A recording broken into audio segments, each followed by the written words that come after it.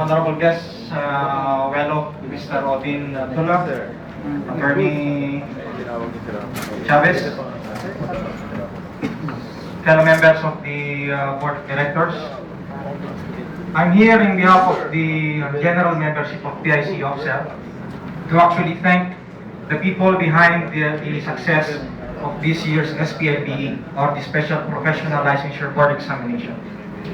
As Engineer Mario said earlier, it is actually one of the foremost goals of the organization, the SPLBE campaign.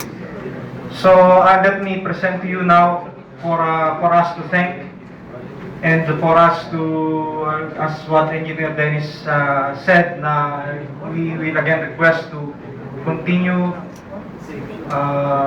with the campaign. Let me present the committees.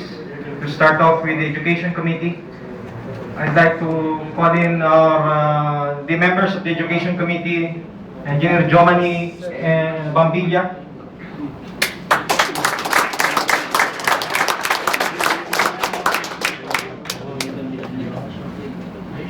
nasa bakasyon pala, no? Si Engineer Benaventura Reyes. May request you to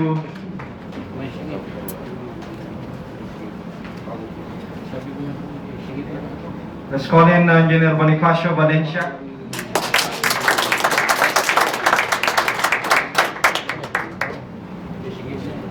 Engineer Domingo Caluat Jr.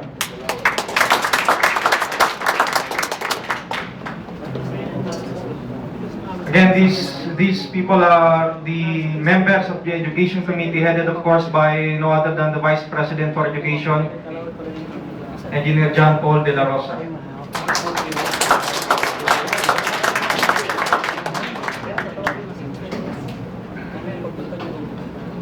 May I also call on the Chapter Administrator, Engineer Gawan Tahir Rodi,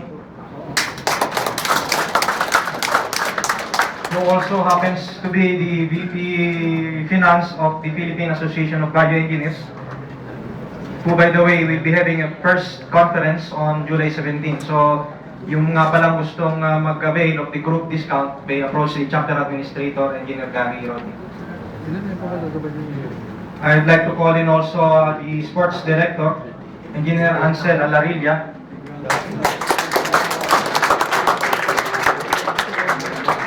Ayaw ko eh, ayaw pa niya. Our parliamentarian, Engineer Dennis Riado.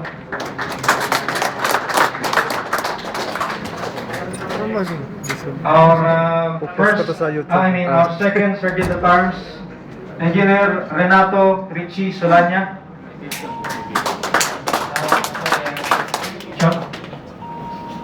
The first Sergeant at Arms, Engineer Angelito Monte.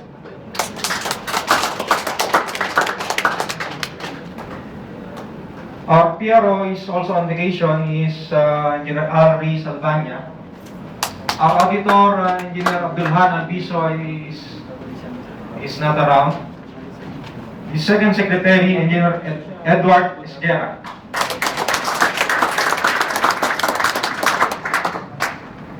The first secretary, Engineer Ramon Dimagiba.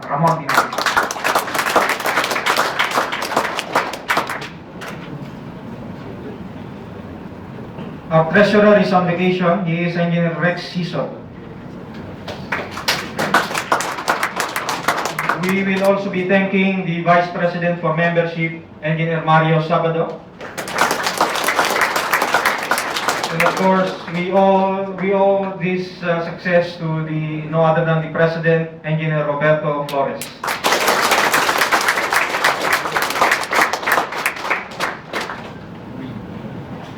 Si Engineer Rajan Paul.